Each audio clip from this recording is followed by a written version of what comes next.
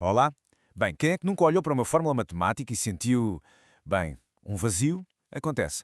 Hoje vamos mergulhar numa forma mesmo criativa de perceber um problema clássico da matemática. Vamos descobrir como é que uma história, uma simples história, consegue transformar uma equação que parece super abstrata em algo que, garanto, nunca mais se vão esquecer.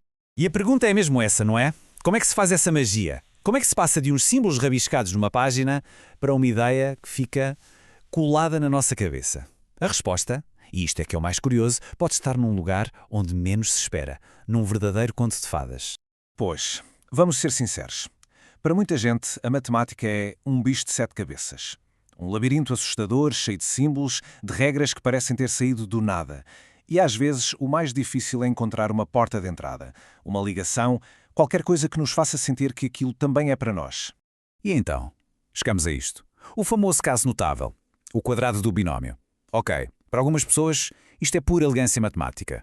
Mas, para a maioria de nós, sejamos honestos, é aqui que a matemática começa a ficar fria.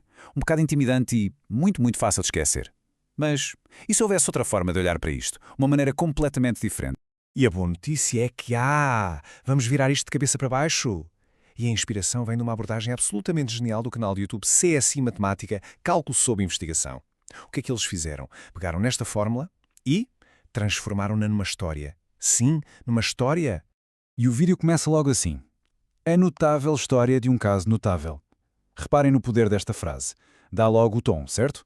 De repente, já não estamos a resolver um problema, estamos a ouvir uma história.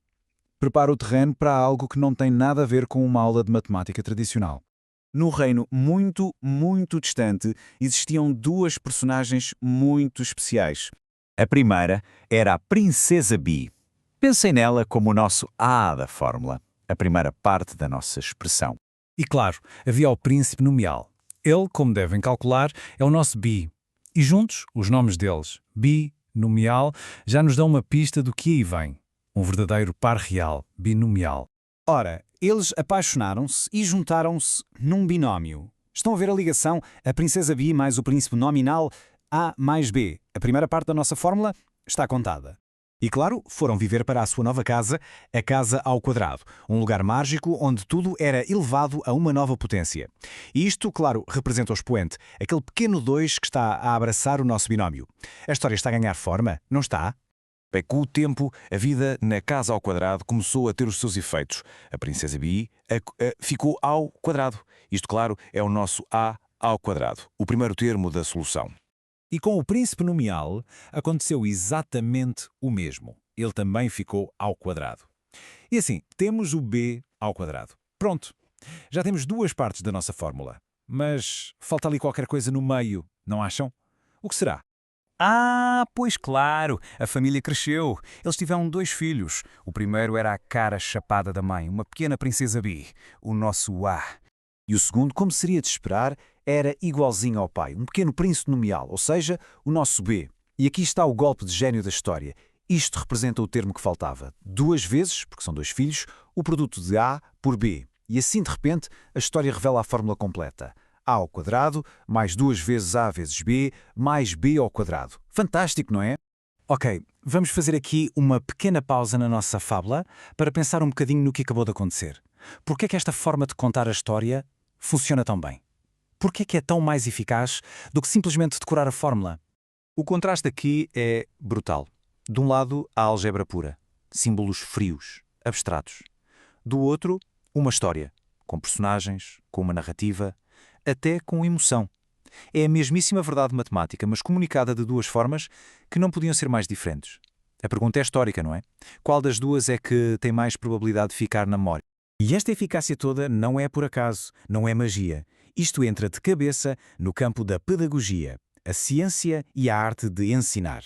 E, aliás, há um artigo muito interessante da Direção-Geral de Educação que fala precisamente sobre a matemática como ferramenta pedagógica. E o que ele nos diz é que a narrativa, o storytelling, pode ser uma das ferramentas mais poderosas para desvendar os mistérios da matemática.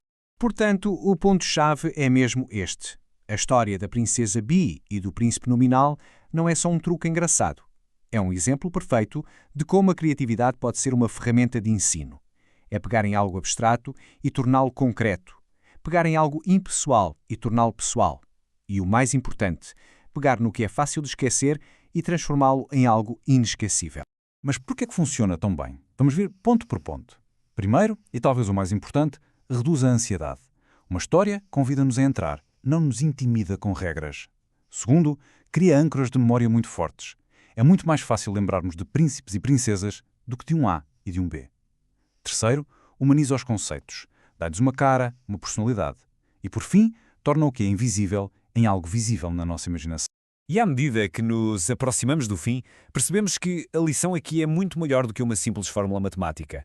Isto leva-nos a pensar naquilo que é a essência do ensino, a arte de conseguir iluminar mentes.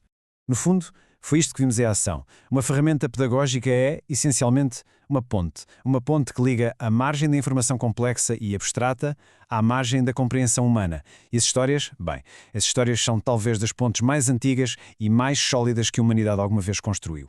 E isto deixa-nos com uma última ideia para refletir. Se uma simples história conseguiu transformar o A mais B ao quadrado, o que mais poderíamos desvendar? Que outras barreiras, aparentemente intransponíveis, poderíamos deitar abaixo se apenas nos atrevêssemos a usar um pouco mais de criatividade na forma como ensinamos e aprendemos? Fica a questão no ar.